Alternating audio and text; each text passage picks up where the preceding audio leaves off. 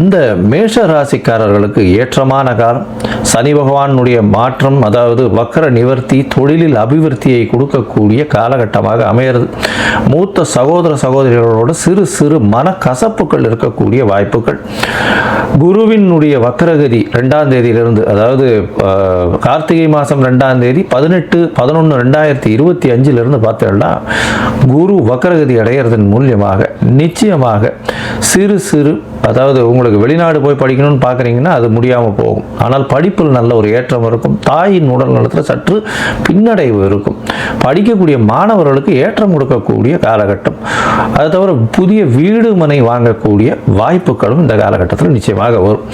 திருமண பாக்கியம் கைகூடும். ஏன்னா சமசப்தமத்தில் சுக்கிர பகவான் புதனும் இருக்கார், சுக்கிரனும் புதனும் இருக்கார். சுக்கிரன் ஒரு 10 நாள் இருக்கார், புதன் ஒரு 20 நாள் இருக்கார்.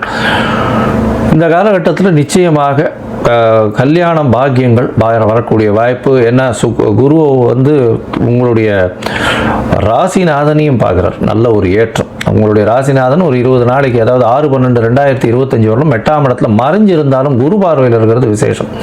அது தவிர பார்த்தாலேயானால் 9ஆம் இடத்துக்கு செவ்வாய் போகிறார். எப்போ அப்படின்னா 6/12/2025 குருவினுடைய வீட்டுக்கு போகிறார்.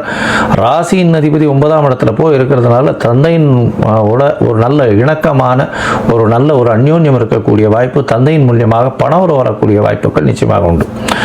உங்களுடைய ராசிக்கு பார்த்தீங்கன்னா 8ஆம் இடத்துல சுக்கிரன் மறையக்கூடிய காலகட்டம் வரும். அது எப்போ அப்படின்னா கிட்டத்தட்ட அதாவது ஒரு 27/11/2025 அன்றைக்கே ஒரு 10 நாளில் சுக்கிரன் சப்தமத்திலிருந்து 8ஆம் இடத்துல மறையிறார். இருந்தாலும் குருவின் பார்வை இருக்குது. அது ஒரு ரொம்ப விசேஷத்தை கொடுக்கும்.